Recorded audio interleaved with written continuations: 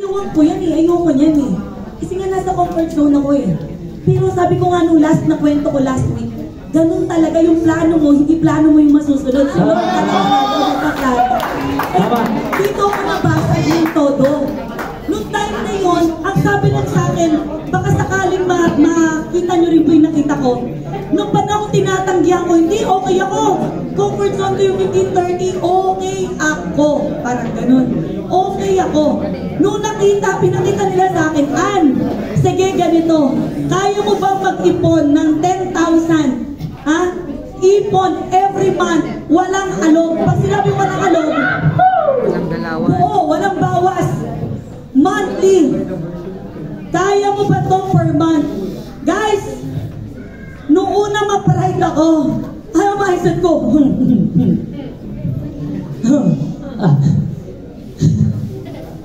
Hindi. Pero, granted, kung kayo mag-ipon, sa normal empleyado, mahirap. Kung kayo mag-ipon ng 10,000 per month, ito malala. Times 12 months, that's only 120,000 pesos na ipon in 1 year. Alam nyo po, pag tinimes 10 mo, inulit-ulit mo yan ng 10 taon. Ako po. Yung 120, 10,000 ipon na, hindi po income ipon. In 10 years, by 2034, congratulations, meron ka po 1.2 million. Ipon. Sapat ito para makuha yung attention ko. Tama! Tama! Na-realize ko, manigya ko nakikita. Grabe, no? Ito pala yun. After So bakit 10 hirap years? mag-ipon? Kasi, dito ko, kaya natin pinag-uusapan for you to see. Tama si Ma'am Raquel, hindi siya na kailangan, pero kailangan ng kaibigan mo. Tama, Kailangan tama. ng kamag-anak mo. Tama. And I realize, ito po yung totoo. Tinoto ko nung time na yon, ginalingan ko, nagpa-promote ako, o sabihin na lang natin, makikita mo pa paano, sumweldo na lang tayo ng 30,000. Kaya ba to sa isang fresh grad? Naku po, madalang. GM. Fresh grad? Pag may collection. Hindi kaya ng fresh grad. Hindi. Ha? Hindi mo kaya? Hindi daw sabi ng fresh grad. Sabi na, oh, hi! Kung ito ang sweldo mo, congrats. Kung mas mababa dyan, sorry naman. Kung mas mataas, well, congrats. Pero, typical lang, pag-usapan lang natin. Kung 30,000 ang sweldo mo, sabi nga ni Ma'am Raquel, hindi pa nasa kamay mo, marami ng kaltas. Sabihin na lang natin, i-post na lang natin na 3,000 yung mga kaltas. Alam natin mas malaki pa. Tama? Gawin na natin conservative. Magkano natira? 27,000. So, nandito na yung tax, nandiyan yung PhilHealth, pag-ibig, tama? SSS, tama? So, 27,000. Ang tanong, para kitain mo yung 30,000, di ba kailangan pasukan mo?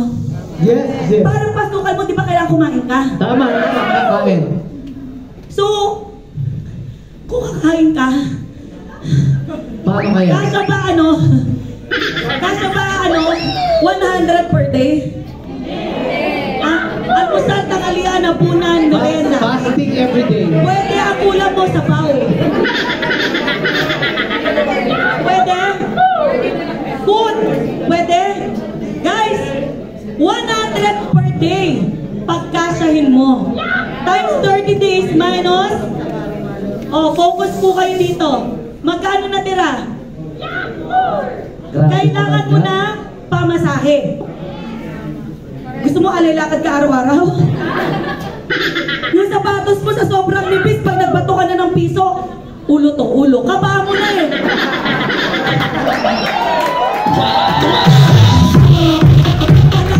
Ang lakas masyado. Grabe. No, hindi mo pwede skateboard ka araw-araw ay pagkabulang ka sa Jasper, di ba? Jackliner, di ba? So, kailangan mo, tama? So, sabihin na lang natin, pamasahe mo every month, that's 3,000 pesos. Grabe. Magkano natira sa'yo? 21. 21,000. Magkano to? Transpo. Okay, tingnan nyo po mabuti. Hi! Sabihin natin, babayad ka ng kuryente, bayad ka ng tubig. Sabihin na lang natin maglaan, pati internet mo. Maglaan na lang tayo dyan, magkano? 3,000? 5,000? O sige, bawas na natin.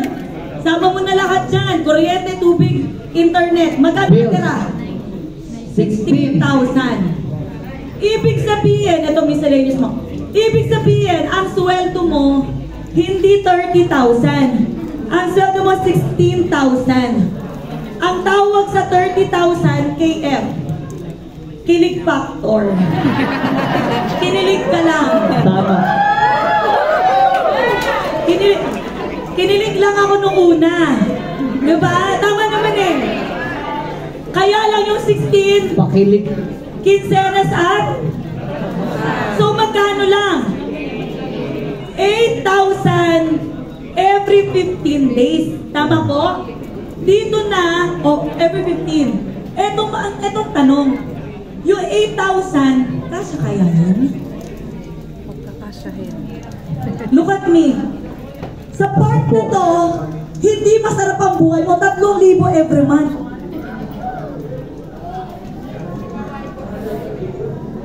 Malamang sa malamang nagja-Jollibee ka na niyan.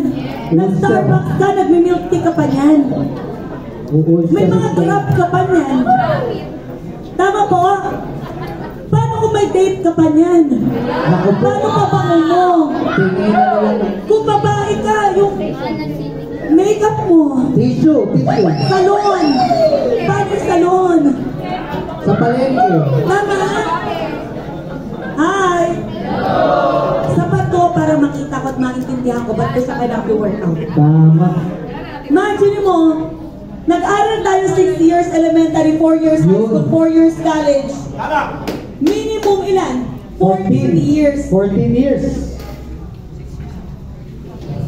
Okay to 12 pa. Lahat pinasa mo. Lahat ng 3x plus 2y pinasa mo. Lahat ng algebra, trigonometry pinasa mo. Maski square root of 3 to the 10 power. Wow. Pinasa mo. Kahit tagalugin mo yung parisukat ugat ng 3 sa ikasampung kapangyarihan. Ika.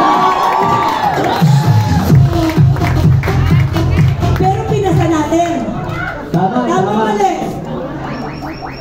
Lahat kinabisado natin. El Filibus ni Rismut, kinabisado natin. Noli, pero na-interview tayo, hindi tayo tinanong sinong nanay ni Jose Rizal.